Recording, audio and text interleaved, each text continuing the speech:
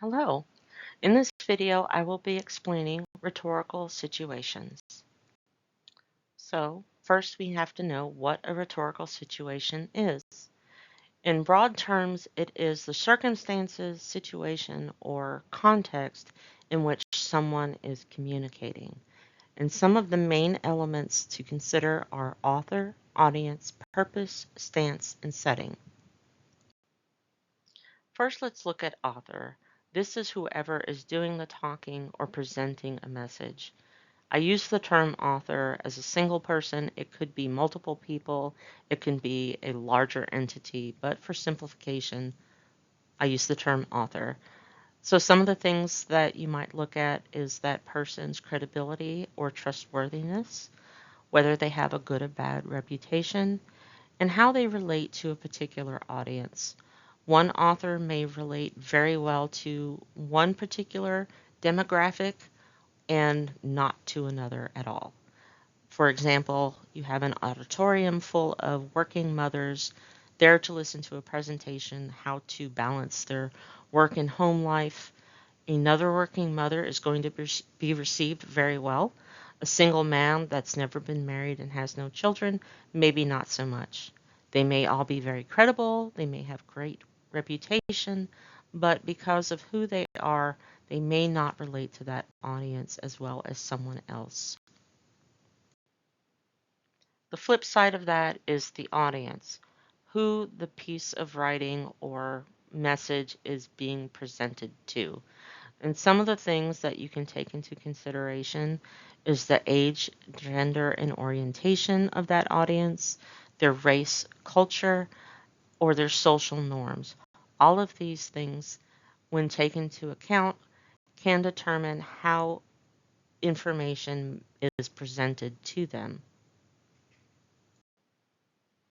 Next is purpose. Why is the information being communicated? Is it to educate and inform? Is it to persuade the audience to act or behave in a certain way? Is it for pure entertainment value? Or is it for shock value? Going along with purpose is stance. If purpose is why that information is being presented, stance is how. So if we think about to educate and inform, that should be very objective because you're just presenting information that the audience can do with as they will. Exploratory information is something that where you take a topic and you ask questions or you look at it at different ways. Then we have argument and opinion or persuasion and a call to action.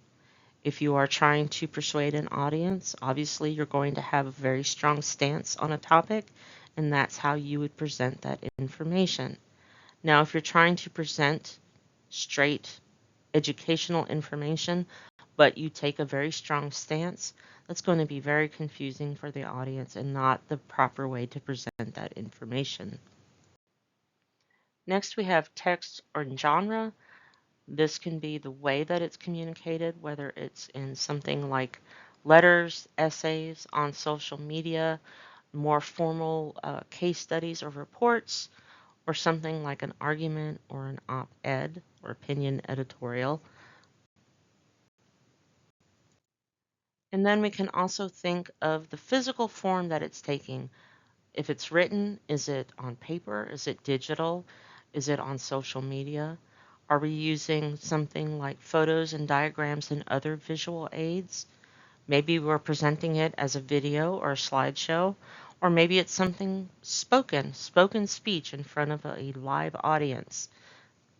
These can all have an effect on how that message is presented. Obviously, if I can write something and take my time, maybe use some visual aids, that's going to have a different impact if I'm in front of an audience using physical props and so on.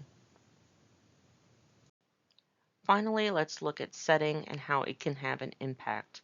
We've all heard there's a time and place for everything.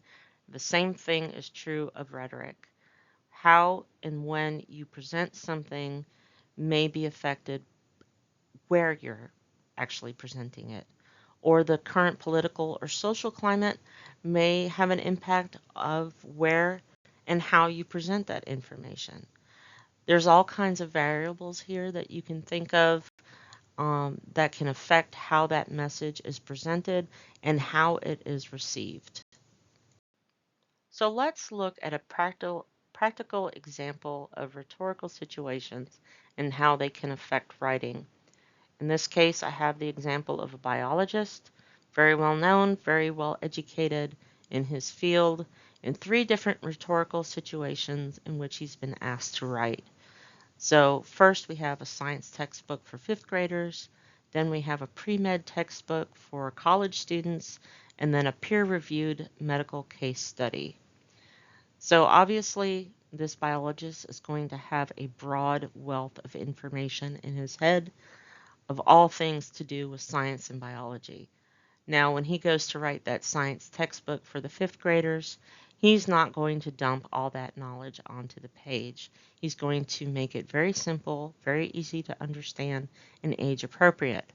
So, for example, instead of using the word patella, he's going to use kneecap. Now, in that pre-med textbook, he's going to use the word patella, and he's going to use a lot of very in-depth medical terminology because these are college students. They should already have a base knowledge that they are able to understand that information. Now we move on up to a peer-reviewed medical case study. These are peers of his, people in the same field with the same amount of information and education. They're going to actually look at whatever his case study is and evaluate how well it's presented and also make sure that it's all accurate and there's no erroneous information in that study. So how he approaches writing for each of these groups are going to change because everything hinges on the audience, the setting, and the purpose of his writing. So let's look at the example of a more well-known piece of rhetoric. In this case, the Martin Luther King Jr.'s I Have a Dream speech. If we take all of the elements we've talked about so far and break them down, it gives us a little better appreciation for that speech. Obviously, we know the author, Martin Luther King Jr., but did you also know there's a doctor that goes in front of that name? He had a doctorate. He was very well educated. Many people, especially younger generations, do not realize that. He was also a reverend, which meant that he knew how to speak to a live audience and get them engaged. So his setting in front of a live audience in Washington, D.C., but also in front of a televised audience, had a big impact on how he gave his speech. Let's look at that setting. The setting, again, Washington, D.C., but this was not in front of Congress in a closed building. This was out on the National Mall, out in public. It was also in front of the Lincoln Memorial. And we know Lincoln as the president from the Civil War who stopped slavery, which is when racial equality was supposed to start. And here we have, again, time and place, almost 100 years after that, Martin Luther King in front of the government, in front of lawmakers, in front of a live audience and a television audience, having this speech being received at a time where there was a lot of civil unrest. So we tend to watch this speech or read this speech in a much more peaceful environment. But when you think about the time and place, the setting, the audience, and who the author was, it has a much more impactful meaning on us than just saying, yes, I know that I Have a Dream speech by Martin Luther King. This was a demand for racial equality from an educated man in front of his government and lawmakers, in front of a broad audience who may not have understood just how dire things were for African Americans in the country and especially in the Deep South at that time. So this is a way of looking at a rhetorical situation and understanding a little bit better how it has a deeper impact on how we perceive and receive a message. So hopefully this has helped you understand rhetorical situations a little bit better and I will see you in our next video.